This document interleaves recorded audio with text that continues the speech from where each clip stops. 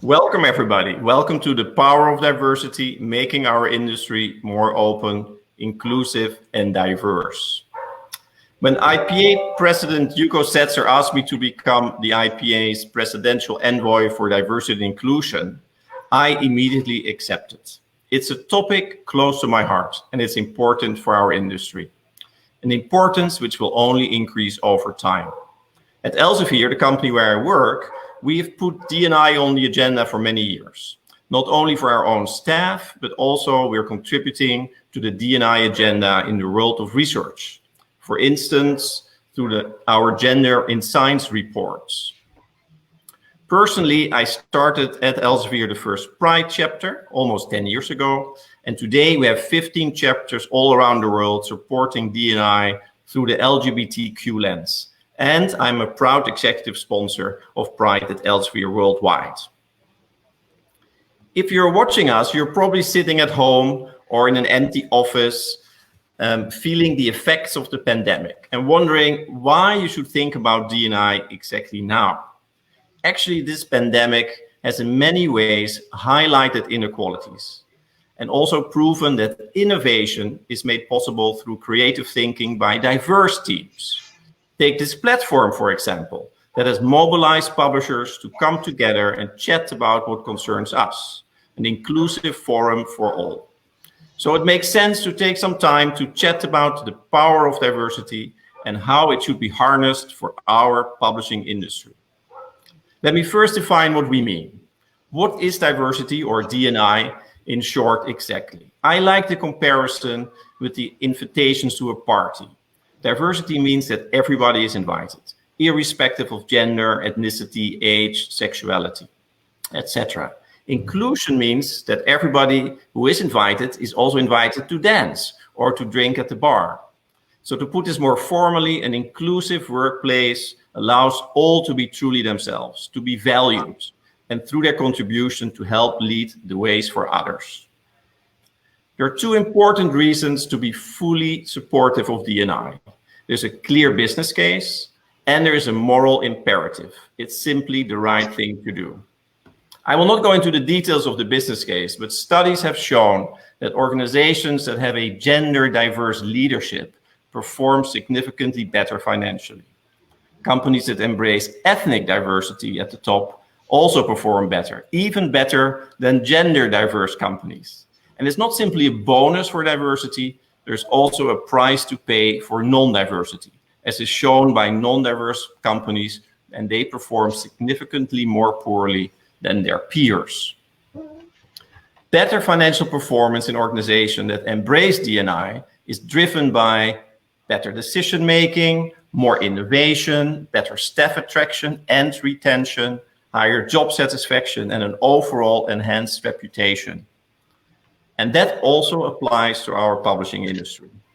We face a far more diverse readership and perhaps also authorship than in the past. And we can expect that societal changes will only result in more diversity in the future. And publishers that also reflect that diversity themselves will be better prepared for that future. A future that now, of course, will be significantly impacted by the corona pandemic. Publishers around the world have shown that they can be agents of change, of societal change, addressing, for instance, gender inequality, starting with children's books, school books, literature, and scientific studies. The power of publishing in shaping our future societies should not be underestimated. D&I cannot be seen separate from the societies we live in. And in the IPA, we have members from parts all around the world, and they are active under very different societal circumstances.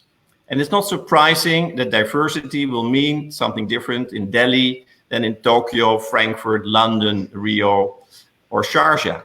But we do see common themes and also similar challenges worldwide. What we want to achieve by putting D&I more prominently on the agenda at the IPA is to share best practices, how IPA members can address this, and also to better empower the publishers' organizations so that they can serve their members, the publishers, better in the area of D&I.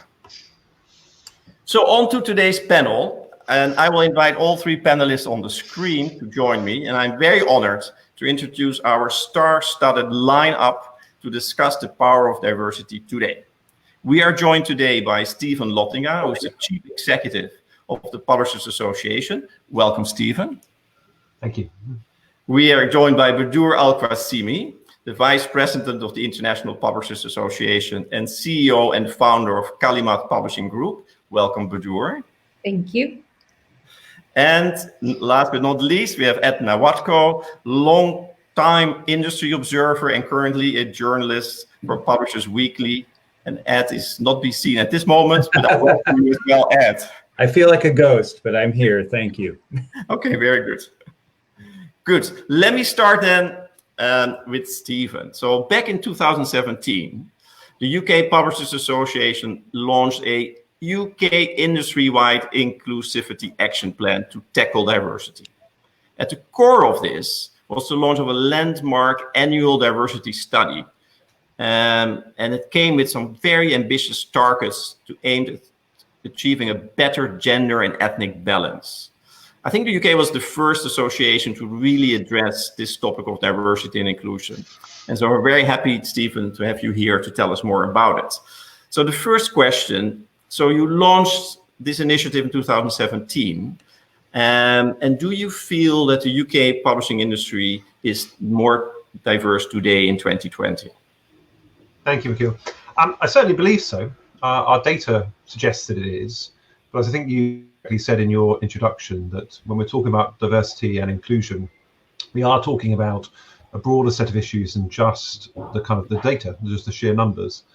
We're talking about real changes in working practices, who we employ, where we find them, what we ask them to do. So yes, we are making progress in the UK, particularly on some of the targets we have put in place, but there is a long, long way to go.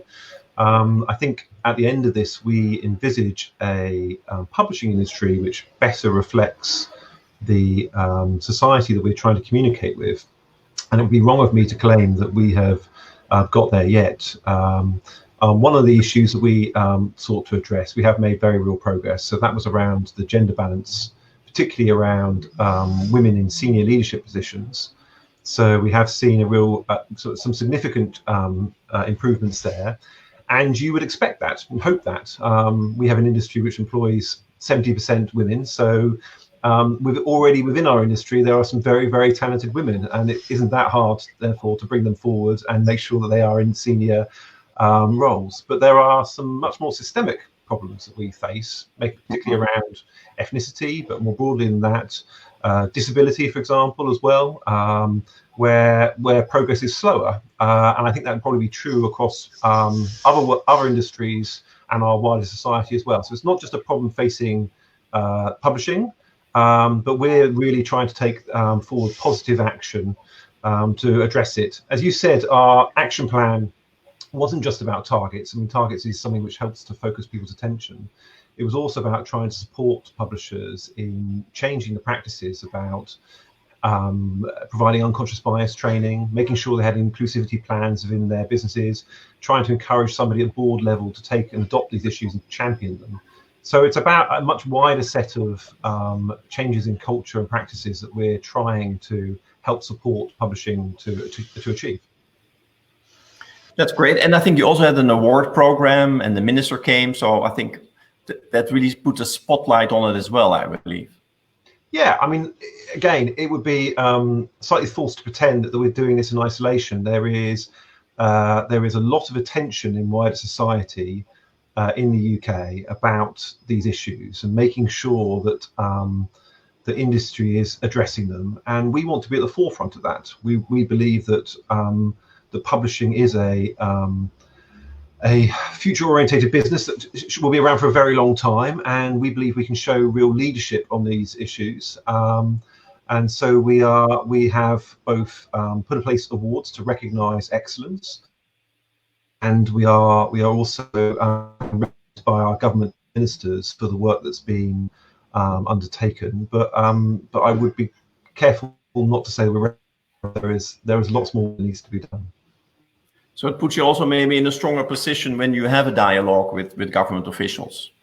Is that fair? It does. It definitely helps on that front. I think if there are wider business benefits, both for individual companies, but also for us as an association to be seen to address societal issues.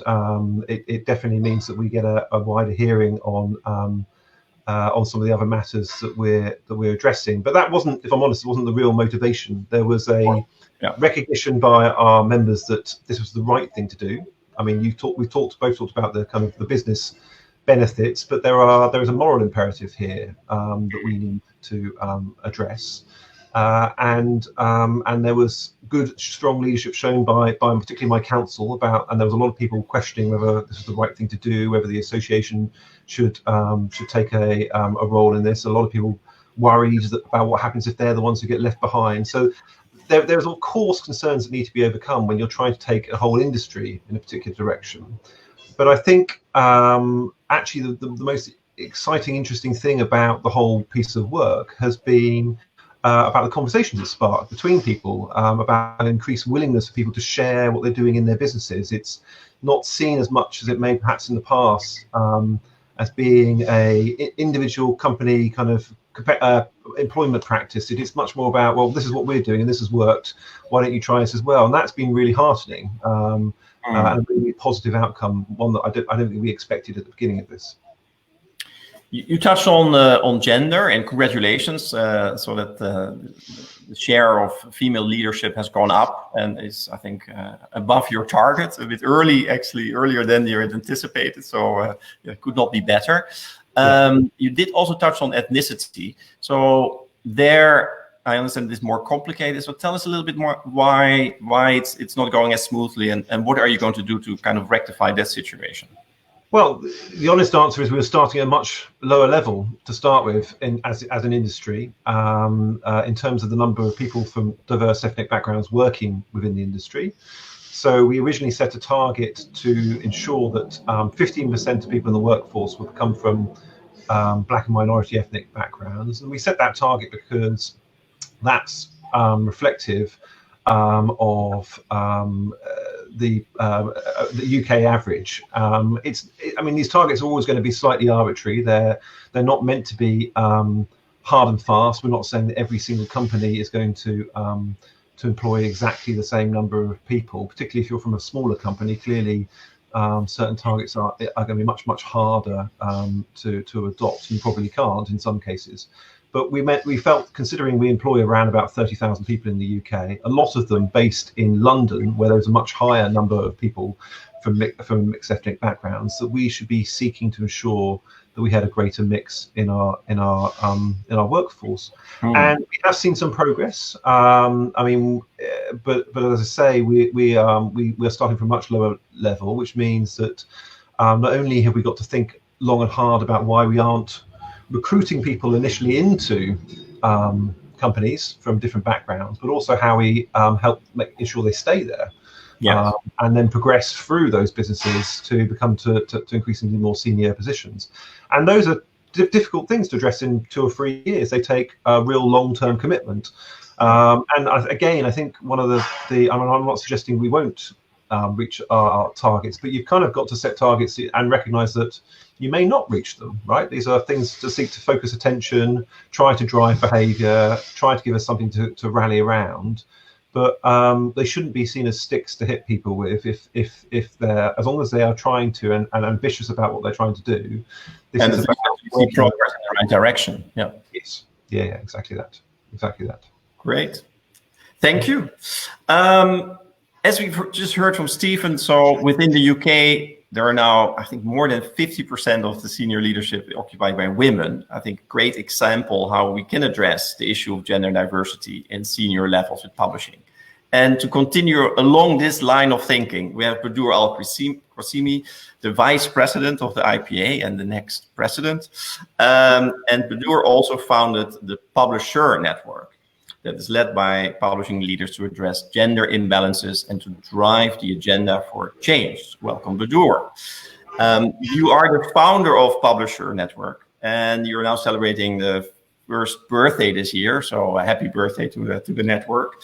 How important is it for you to have women in your own network, and how is it really helping to drive change?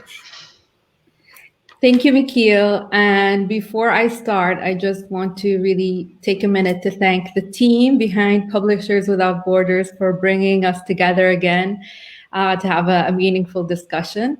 I also want to thank you personally, Michiel, for driving the agenda on diversity and inclusion. I know you've championed this personally, and I know you've championed it in Elsevier. And you have also been one of the factors of change in IPA during your presidency. So as the IPA immediate past president, you have brought diversity and inclusion to the table and addressed it, and we talked about it many times.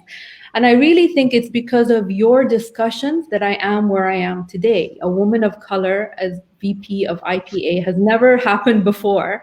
And it's only through these discussions that you've opened the possibility, and people are, accepting it, and they're okay with it, and they're championing it now, because the more diverse voices we have around the table, the better our decision making will be.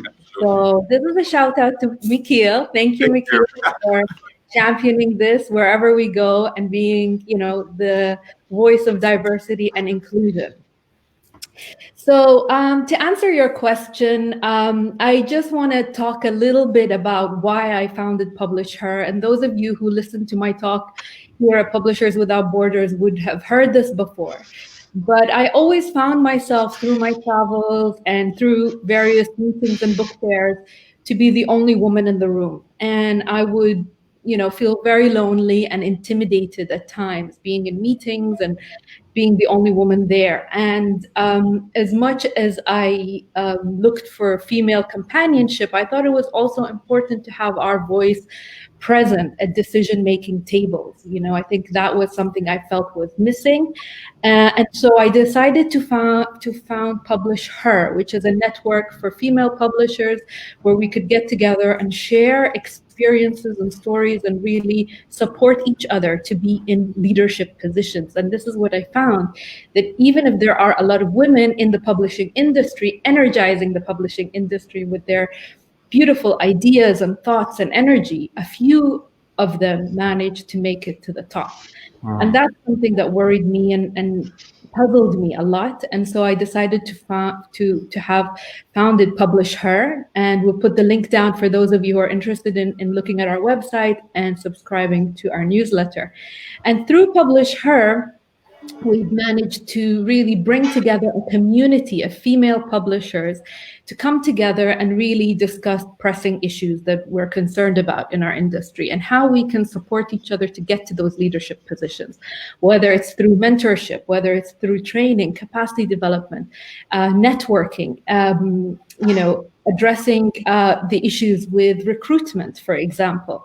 So we've also conducted a survey where we're trying to really find out what are the roadblocks, what is stopping women from really succeeding in this industry and getting to the top.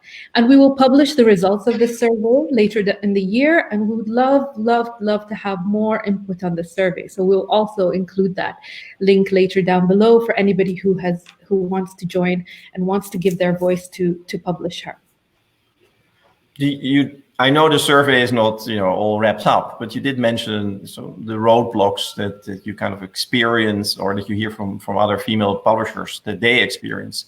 Could you mention a couple of them and any recommendations how to overcome the roadblocks, how to overcome adversity, so to say?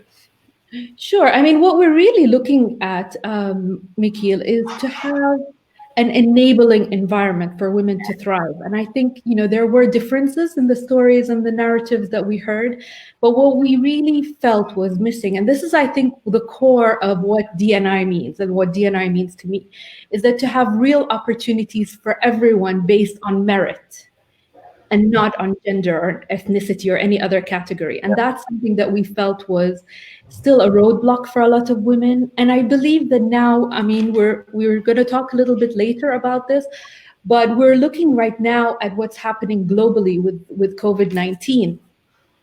And it's in times of crisis like this is where we can also see the ramifications a lot more on those who are more vulnerable in society. So, for example, what's going to happen to the publishing industry post-COVID-19? Yeah. And this is where Publish Her really has to take a step forward and say that, diversity and inclusion is not just a great program to have, it's an essential program to have. It's something that anybody in any business or any industry has to have that as their basic operations principle. Because if you discriminate against those who are more vulnerable, this is where you're going to see the cracks in society later on. And I just want to really give a shout out to Stephen and to the UK publishing industry, who have really done an amazing job in terms of bringing that to the forefront and building practices and cultures that create a fair and equal atmosphere for their employees. And I believe that we're going to see some great, great examples coming out of the UK publishing industry post-COVID-19, where women in the UK will probably weather the storm a little bit better than other counterparts around the world because this program has been in place. And, I urge everybody to have a look at the study that was conducted by the UKPA and to see how they can benefit for their own companies or their own publishing industries or national associations, so that we can all come out of this in a better shape. Great. You did take a little bit of a step forward into the future. So, and of course, next year you will be the IPA president for a two-year term.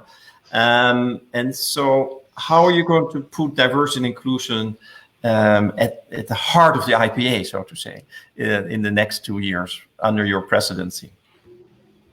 Well, I think, Michiel, you started the discussion, and it's a very important discussion we need to continue in IPA. I mean, we can't stop.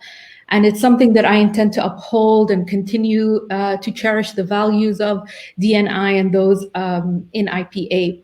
I also want to work closely with our colleagues from different committees to make sure that we achieve all our D&I goals. And with your support, I hope you're not going to intend to leave us soon.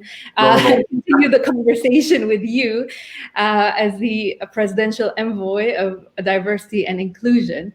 But I think that the future belongs to industries and businesses that are really diverse. And it's just a smart policy to have views and when views and decisions are made, to have as many ideas on the table. And that's the only way we can actually reach an equilibrium and really have the best answers to our questions, is when everyone's voices have been heard and when everybody has contributed to the discussion. And, you mentioned a little bit what D&I means to you personally, Michiel, and I love that analogy of having everybody in the party and everybody is allowed to join and everybody's welcome to join, not necessarily, it doesn't really matter where they're from. The way I see it is a little bit more simple. I would say for me, D&I means equal opportunity for all. So it might sound a little bit idealistic, but this is what I see. So if you imagine having the drive and the passion and the ideals and the courage to persist and the imagination, you should also be allowed to operate in an environment that supports that. Yeah. So you should not be discouraged by government policies or investment decisions or working cultures. And there are many ways to create that enabling environment. And the first and the most important is the internal culture. So we need to establish a culture that doesn't discriminate against anyone in the industry, no matter what their background is, what their color or gender is, or anything like that. So if we believe it's the right thing to do, then businesses will flourish. And it ties back also to what Stephen mentioned, the unconscious bias trainings, the psychological safety, all those kind of ways you can address the company culture, so to say. Absolutely. Great, thank you, Badur. As we discussed actually in the start, a unique part of how publishers can drive diversity and inclusion is of course related to what we publish, the type of content that we produce. And now joining our panel is Ed Nawotka. He's journalist at Publishers Weekly. Welcome, Ed. So a question for you. As a long-term industry observer, how have you seen diversity and inclusion impact the publishing industry? How's it been changing over time? there's been, let me start off by saying thank you for the opportunity. And I understand, I'm trying to speak as a objective journalist, and we always bring our own biases to bear on this question. When I started covering the book business 20 years ago, this was not a topic. The D&I was not on the agenda. It wasn't an issue. It's been, in the last decade, it's really come to the forefront, and you're seeing it put very much at the top of many agendas at many institutions. It's not just the publishing houses or journals like our own. It's really at an institutional level, and progress is always incremental. But I think it's been gaining momentum as institutions like the IPA have taken notice and again spotlit it. I think if you look, just take like a very facile example. If you look at the 2 top fiction books that were given awards in the United States this past year, the Pulitzer Prize for fiction was won by Colson Whitehead for a second time. He's an African-American writer about a novel that fictionalizes a sort of secret history of Africa, part of African-American history. The National Book Award was won by an author named Susan Choi, who looks at a diverse group of artistic high school students in my hometown of Houston, Texas, in a novel called Trust Exercise. That's a very facile example and certainly doesn't represent the industry as a whole, but again, progress is incremental.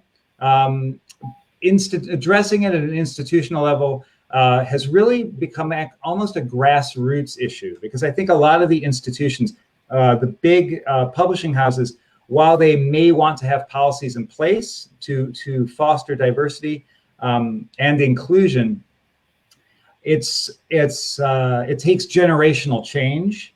Half of the people under the age of 15 in the United States are not white, and I think where that really needs to change is at a level where people see people who look like them in these professions. That's both skin color, ethnicity, religious diversity, but that's also, I think, about class. People need to be able to see within their own communities that publishing, that writing, that producing and communicating in this way is something that's accessible to them, whether they're rich or poor, black or white, whether they're in New York City or not.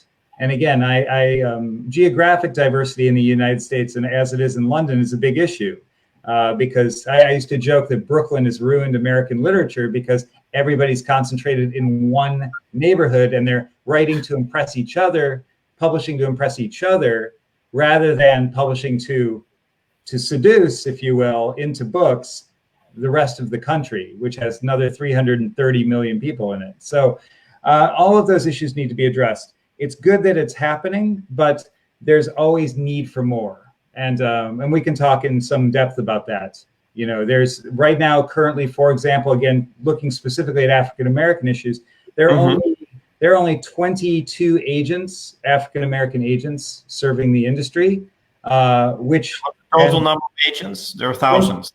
There are hundreds of active agents. Yeah. And but it's a very, very small number, and really of those, only a certain amount are really active and powerful enough to get a book made. Yes. And that's for example, you talk about we need diverse books. There's also a movement, we need diverse agents. So all of those issues come to bear. And I hope that's anything that can contribute to this conversation, I think will ultimately advance this conversation. So I want to pick up on I would say, the regionalism, or why publishing is dominated by big cities, so to say. And maybe it's not surprising that I'm in Amsterdam and Stephen is in London, sure, and Ed would like to be in New York, but you're in Houston. So Stephen, what did your survey show about that? Yeah, I mean, our survey reinforces a lot of people's preconceptions of our industry, which is in the UK. We are largely recruiting people who came from the same schools, were educated at the same universities, who came from relatively privileged backgrounds and came from a relatively concentrated geographic area. Yeah. And that's been the way it's been for a very long time. That's not to defend it. We are starting to look at, well, not just starting to look at, publishers are taking concrete action to address that. So a number of publishers are opening regional offices and recognizing the fact that if they want to employ people from different parts of the country, they're going to have to actually start basing themselves in different parts of the country. And as Ed has touched on, the being based in one of the world's largest but also most expensive cities has a real impact on the people who can afford to come and work in your industry, and also the way that you recruit them. So there used to be very much a kind of process of unpaid internships, and therefore immediately the kind of people who can usually afford to do that tend to be from certain types of backgrounds. So that's all changing. Lots of publishers have removed the requirements to have degrees. They've started changing where they're recruiting from. We've got new apprenticeship programs in the UK to try and ensure that people don't have to have degrees, they can come straight in. But that will take time. It will take time, particularly to filter up towards the top. But Noor, any perspective from your side? Because you've been really active, of course, first in the Arab world, but also to put African publishing on the map. We together were in Lagos, and later you went to more seminars of the IPA. So is there I would say, African or global South perspective on D&I? Sure, I'd love to answer that, Michiel, but if you don't mind, I just want to quickly answer Simon's question. He just posted a question here on children's literature and diversity and inclusion, which has been like, it sparked my interest, so to speak, as a children's publisher. It's something that I personally really am concerned about. I make sure that the kind of books we publish in Kalimat Group, for example, as a children's book publisher, really represent that ideal and that thought, which is to have as many diverse characters in our books, so to speak. We do that by obviously working with illustrators and writers who believe that D&I, I mean, that's the first place that we have to start, is with children's books and children's minds, because once you dispel any stereotypes and myths at a young age, they become immediately quite open-minded individuals as they grow up, and they've seen diverse characters in the books they've read as children, and they've been exposed to that from a young age. So for me, it is actually a very important mission that I take quite seriously as a children's book publisher.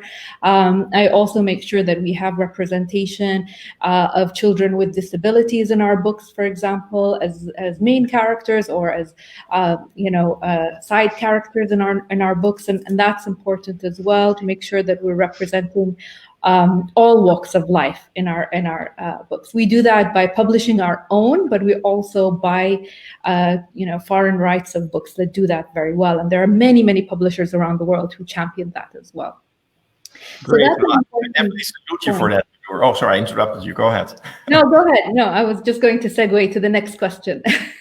Well, no, I was just saying, I just actually published a blog on this topic. This is a study that a university professor has done here in the Netherlands, looking at textbooks and how are women and minorities depicted. And so even in the Netherlands, which is a liberal society, so to say, women were still underrepresented. And also there were lots of stereotypical. So if there was, say, a person of color, he was often the athlete, and as an illustration. So, and there were no LGBT characters at all, which is quite surprising. So I think it's very good that we have data on that. So that's why I also definitely salute always the UKPA, because they do an excellent job measuring, and then you can have a great dialogue with the publishers, what is going well and what can we still improve. Absolutely. And so just to go back to your question again, Michiel, I don't know, you had given me a few questions before, then maybe I can just quickly mention the importance of men in championing Publish Her, because that's something that I had faced in the past where, is this just an all girls club? Are men included? What are you? Are you? Yes. Yeah. So I think I just want to clarify that it's very important that both men and women champion Publish Her and D&I programs on gender and equality. So, for example, both of you and Michaela and Stephen were set to speak at our Publish Her Summit in London, which didn't happen, unfortunately, but we would love to continue that conversation and really have both of you present in our next Publish Her event once things are safe and can host an event with people involved. But I also, want to say that it's very, very important that we continue engaging with male colleagues, because that's where I believe we'll be able to see the change happen quickly. And men are our biggest champions. So it's very important to have men's voices as well, championing more inclusion for women in these circles and at the decision-making table. And the more we do that, I believe that the more equality we'll have and women's voices will be included. Yeah, I'm fully supportive of that line of thought. I mean, if you take another lens of D&I, say people with disability, it's not the burden of people with disability to change that world. It's the able-bodied people who really should be more considerate and more empathetic and really think, what can we do together to kind of improve the world with all lenses of diversity. So, and that, of course, that definitely applies also to gender. Ed, is there anything you would like to jump in on this discussion? Because I didn't really get around to ask you a follow-up question. Well, there are some. I mean, there are just two things occurred to me. There's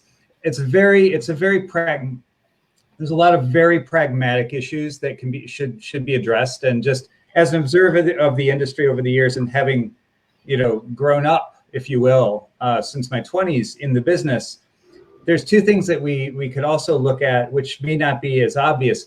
One is I think you have a generational issue. So, for example, in the United States, when you do not have a safety net for retirement, when you do not have the assurance that when you move to a new career, or you step out of a position of power, that you will be taken care of, people tend to hold on to their jobs much, much longer. So I think that has prevented a lot of, if you say, women or people who are not, say, straight white males into moving into positions of power. And I'm not just talking about corporate publishing, I'm talking about small publishers as well that may have been established a generation or two ago. People tend to hold on to those jobs longer. It prevents people from moving up. This is a complaint you'll certainly hear from millennials, Gen Z. I'm Gen X, which is kind of in between the boomers.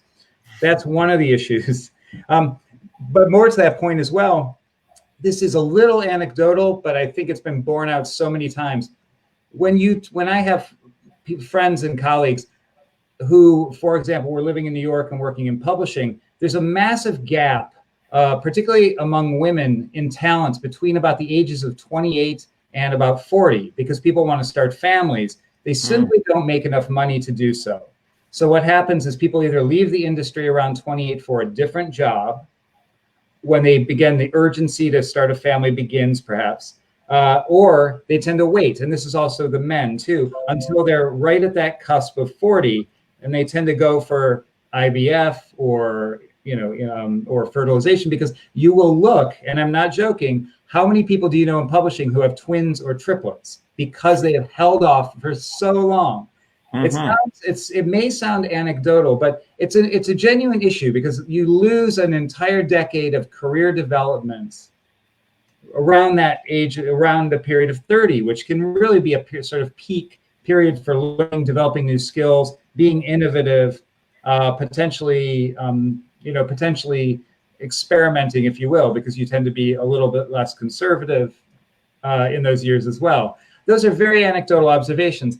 But I think that's generally applicable when I've looked across the world. I mean, this is not entirely isolated to the US and Canada. I've seen this in South America and Asia, even in South Africa, places I've worked. So just something to think about, that how do we address those issues as well? Because that's what I think has prevented a lot of very, very talented people from staying in our industry. Retention, I think, will help us with D&I as well.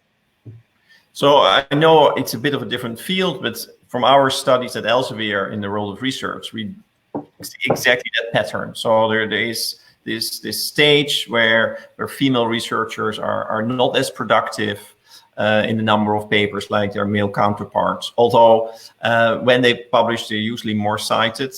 And then after that phase, actually, there's a group of female researchers that completely outperform the men, by the way, which I also find. So if you go through that transition and you make it to those difficult periods, which somehow only affects female researchers, not the male ones, and to extremely well, I mean, to Badur's point, the men benefit from this too.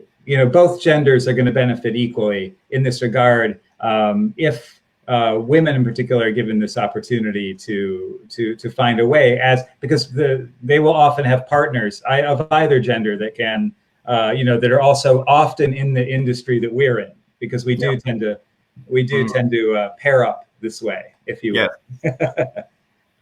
Very good. Badur already alluded to it. We are in the midst of a pandemic, and hopefully we're slowly getting out of it. And this, of course, has an impact on D&I. So I would like to ask the panel, and anybody can take these questions, or you can all chip in. So how do you feel that the pandemic has kind of impacted D&I? We hear some stories of that it has impacted the underprivileged much more, that has impacted women in an adverse way more. Others also feel it's like an opportunity. So there's a silver lining. So how do you guys see it? Maybe Stephen, I'll start with you. Look, I mean, as a starting point, I think I've had more discussions with other men about childcare and responsibilities during the lockdown than I ever have had before. And I think that is a really productive and positive step forward, that actually it's not, you're seeing shifts generally in society, but particularly in moments when there are forcible changes in how we're operating. People start to think a lot more about what it means to have to both work and look after children at the same time. And kind of going back to points that both Ed and Badur touched on about men's responsibility in this. Men obviously have responsibility in relation to advocacy, but there is also there are really big issues like paternity leave and care, and how we create really flexible working, which have an impact on both sexes and their capacity to be able to change the nature of how work operates. My big fear in relation to coronavirus, of course, is particularly women who tend to be in more part-time jobs and on lower paid jobs in the UK anyway. That's just statistically the way it is. But often those are the jobs who are most disproportionately affected during any recession.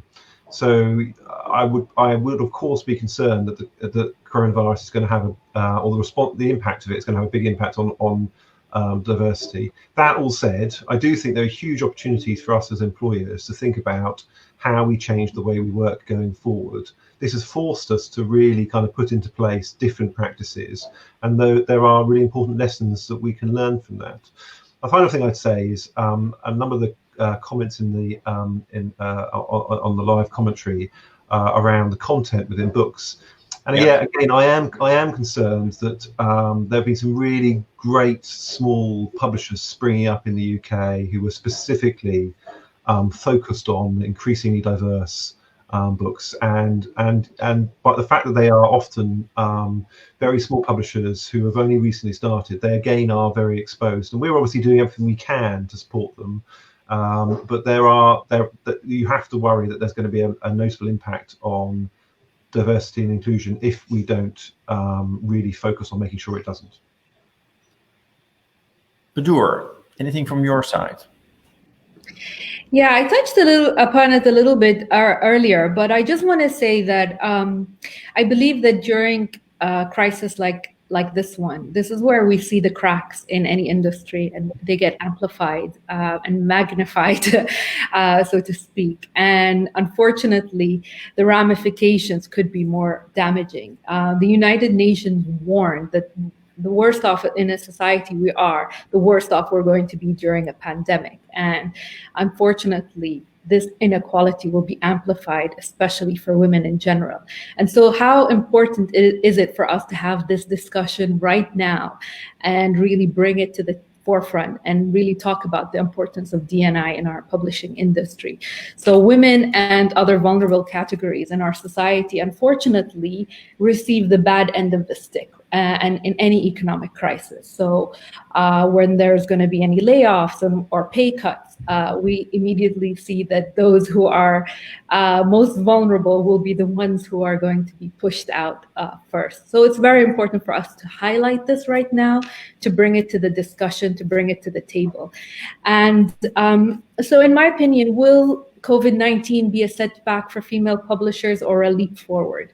My answer is both yes and no. So female publishers who are operating in environments that have strong D&I cultures and practices, I believe they're going to do well. And I believe the opposite is true.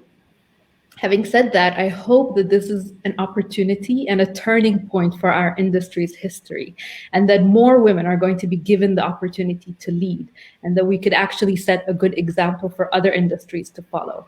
I read somewhere a report that stated that there were female leaders in countries with, so to speak, the countries with that handled the COVID-19 pandemic a little bit better than others. Taiwan, like Taiwan and New Zealand and Germany and others, for example. I'm not surprised, actually, because female leadership style brings to the table a lot of additional elements that have been traditionally absent, I would say, from the standard decision-making tools of male leaders. And I believe that it's true to our industry. So I just want to say that the more diverse, the better we are in the long term.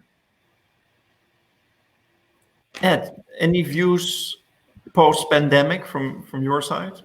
Well, there's going to be a couple issues that really need to be addressed. One of them is people tend to advance through networking and through mentorship, and this is going to be a real challenge as everybody has is going to potentially have much more limited access to new people. I mean, for example, this network here, this is an existing Publishers Without Borders is a network of people who largely knew each other in a different context prior to this. So how do we create new networks and support systems for people who may or may not have access to each other in person? One of the jokes about in New York is that the pandemic is spelling the death of the publisher's lunch, which is so important to getting business done. At the same time, it is going to create new opportunities. We saw this in 2008, 2009, in the last serious economic recession, when New York shed about 10 to 15% of its publishing jobs in a very, very short period of time. Unfortunately, a lot of people had to move back home, but those people also opened new publishing houses across, I'm speaking of North America. So you did see a sort of proliferation of some new voices. Now, sustaining those is always a challenge. So there's both a silver lining, but mentorship is the big issue, I always think, in networking. To that point, I'll say briefly, Publishers Weekly, which I'll throw in here, is free through this period for people, and I really encourage people to take a look at it. Type the word diversity, type the word inclusion into our search box, and you'll be surprised at how much attention this has been given over the last decade. We have an article, I believe it's running this week, which is about individuals and organizations who've started their own support systems. They're giving money for internships, to pay internships, to work in publishing. May they be from a specific group of people who are underrepresented in the industry. So you're seeing real grassroots efforts, and supporting those, I think, they may pay bigger dividends than campaigning at a big corporate publisher, to have them hire more interns who are diverse or inclusive. I really think ground up entrepreneurial thinking is what will advance this and expedite this in the industry. And that's not just North America, that's really around the world. So we talked a lot about D&I with the gender lens, and ethnicity came up a bit. Are there other lenses that we should also really cover in this discussion? Do you want me to have a yes. quick one on that? I mean, yes, of course there are. I mean, the survey that we do tries to cover a huge range of areas, and we keep adding to it. So some of the areas that we've been looking at are disability, looking at, and that in its kind of in its broadest sense. Obviously, there are physical disabilities, but there are also mental health concerns that people have as well. We are asking people questions not only about whether or not they suffer from, whether it's represented in the industry, but how comfortable they are talking to their employers about it, and what support is offered within their businesses. Again, I mean, this is an issue which faces the whole of society in the UK and globally. Actually, publishing does pretty well on disability relative to the wider economy, but it's still a long way off fully representing the number of people who have disabilities in our society being able to get access to working with us. And then, of course, there's disability for our staff, or people with disability for our staff, but there's also accessibility of our content, of course, right? So, yeah, another interesting dimension there as well. Yeah, and look, there's been real progress particularly on some of the accessibility issues and the Marrakesh Treaty, but there is a huge amount more that needs to be done. And we work with various accessibility groups to try and push that forward.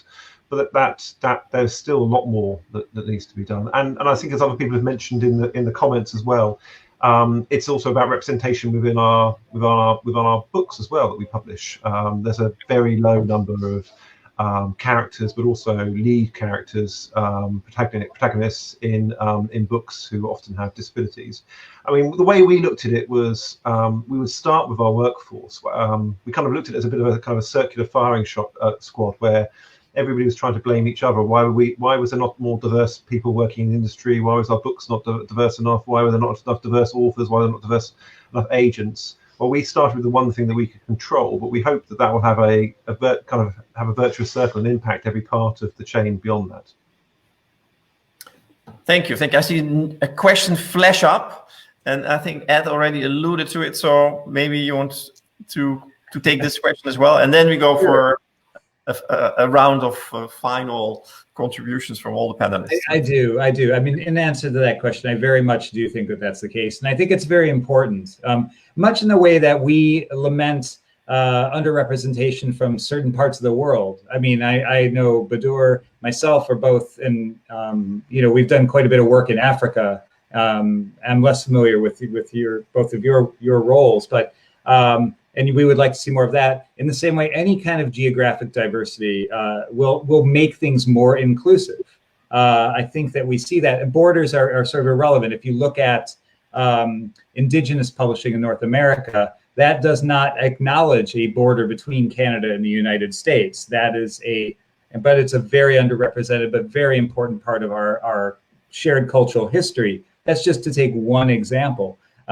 So I think it will really foster that. People, when you don't have to live in a big urban center like London, Amsterdam, even Dubai or Sharjah, which can be quite expensive places, New York City, it gives you opportunities. You can take risks with publishing that you wouldn't otherwise take, which I think is also very important. One publisher I know likes to joke that D&I should also include literary publishing like poetry, because it's often seen as a second-class citizen. So there we go. Good, thank you. For some closing remarks, maybe I'll go first to Badur. Thank you, ladies first in this case, I guess. Thank you, Michiel. I just want to end by expressing my gratitude really to have this discussion today, because I feel like this is a very important time and place to discuss this. I mean, as I mentioned at the introduction, I wouldn't be where I am today if Michiel hadn't opened the door to talk about diversity and inclusion. I really believe that. I believe that you brought it to the table. You made it a very important issue for people to consider. A woman of color now in the helm of IPA leadership is something that would have been unheard of 5 years ago, which is not that long ago. So I'm very grateful for this opportunity, because you don't know what door we're going to open just by having this discussion. The people listening here today might go back to their publishing houses and really think about what has been talked about today. So it's very important for us to really champion this, to talk about it, and to give other people opportunities express that. I also just want to touch upon the importance of emerging markets. This is a question you asked me a little bit earlier, but I didn't really get a chance to mention. So as a way of really giving back to the communities in IPA that have been perhaps underrepresented, my role as VP has been really to focus on emerging markets like Africa, Asia, and Latin America. And that's something that I was very passionate about, and bringing them to the forefront, to the decision-making tables, by having them as members of our EC, members in our committee, and visiting them in their hometowns to really get to know them and show them that we value their publishing industries. Thank you. Thank you. Great. Ed, some final remarks from your side? I do. I'd just like to say that I very much appreciate being asked to be a part of this conversation, because I think anything that we can do, again, is going to advance publishing, which ultimately, in my estimation, should advance our cultures. I was going to take a slightly different take on it and say that when we talk about D&I, I think the industry is going to need to consider looking at itself as something more than a producer of books or printed material, because audio has become such an important part of our industry, video content particularly, and especially with the access and the ease of access that younger creators, the new generation of creators, is finding by producing video, by producing audio. I think it's going to behoove us to embrace that as part of our definition of publishing. YouTube creators, podcast creators, because it's much more accessible to people who may not have a year to write a book, may not have an entire academic career to research a book. I think that publishing needs to look at that as as part of its inclusivity. And naturally, I think that's going to embrace the younger generation of creators. And I think that there's also financial opportunities there that we are missing out as a global industry by not looking at ourselves as embracing and including those industries as well. It's real. So in a way, it's embracing youth, but it's expanding our own professional mandate that I think will help us sustain and keep us relevant to an audience that may dismiss us unless we can address them more directly and include them. So. Great. No, I really liked it. I see that that there is support coming in from all over the world. They like it. Cool. Beyond the medium, I would say, right? So beyond the print medium. Great. Happy to see it. And I really, and I'm sincere in that desire. Yeah. Stephen, some final words from you. Yeah, I'll keep mine brief. And thank you again to Publishers Without Borders for hosting this. It genuinely is wonderful to be able to discuss this with so many different people across different parts of the world. I mean, I think to pick up where Ed let off, there's so much of this is about us remaining relevant in an ever-changing society, right? I mean, we tend to focus on the specifics of the policies we're putting in place and whether or not targets are right, or what specific practices are needed, or what diversity means. And all of that's really, really important. But it is about, can we continue to find a place in the future world? And part of that's going to be making sure that we are producing content which is relevant. And the easiest way to produce content that's relevant is making sure that we have people working for us, writing for us, involved in us, who are from a diverse different backgrounds. So I mean, that seems to be like a very good point to end on. And thank you again for having me. Great. Well, I would like to thank the excellent panel. So thank you so much. It was a wonderful, I think, hour together. I personally learned a lot, and I see also that the feedback is very positive already. So big thank you to all of you. Thank you for Prashant and Publishers Without Borders for hosting us here. And as a final word, I cannot emphasize enough that publishers around the world, they have really shown that we can be agents of change. We can be agents of societal change. We can address together gender inequality, for instance. And the power of publishing in shaping our future societies should not be underestimated. Thank you so much, and I hope to see you again soon.